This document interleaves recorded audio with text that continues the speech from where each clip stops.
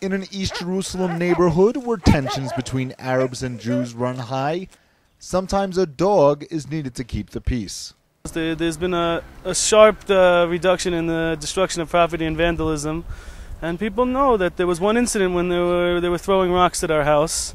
It was a whole group of people. I brought out the dog and it literally cleared out the whole street. We saw later on a security video that for 5 minutes there was not a soul in the street. Yaakov Fauci lives with his Malinois Belgian Shepherd, Shiksa, in one of the few Jewish houses of an almost entirely Arab neighborhood, where the dog protects him and his roommates from arguments and acts of vandalism. Fauci had moved to East Jerusalem with Shiksa 2 months ago from his previous home in Kfar Tapuach of the Samaria region, where Shiksa had been raised to be a guard dog by the canine protection organization Israel's Best Friend. We do have tens of guard dogs in different neighborhoods and different hilltops and settlements all over Israel. And these dogs work with the army, they work with the Rav Shots of the Yeshuvim. It's not vigilante organization. We work with the authorities. And sometimes they even call us in when there are incidents. And these dogs have saved lives. These dogs have found terrorists. These dogs have attacked intruders and have led the army to people who weren't supposed to be there. Shvi. Tova. Artsa. Artsa. Artsa. Lola Zuz. Eli.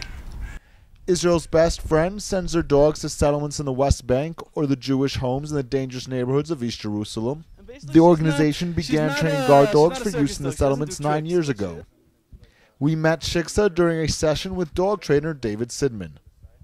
First of all, the dog has to have the right, genetics. The dog has to be a dog that has that likes to bite.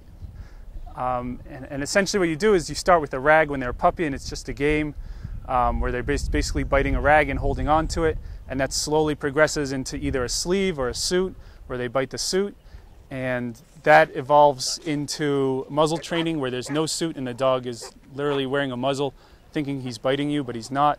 Despite Fauci's claim that Shiksa had not been used to attack anyone over the past 2 months, Arab neighbors complained of 3 incidents of biting, to which Fauci said he was not aware of. And in a normal house situation, when there's just people sitting around the house, there's almost zero chance that the dog is going to attack anyone. If there's already a tense situation where the dog realizes it has to attack, sometimes it's a dog. It doesn't understand exactly what's going on. It knows it has to protect.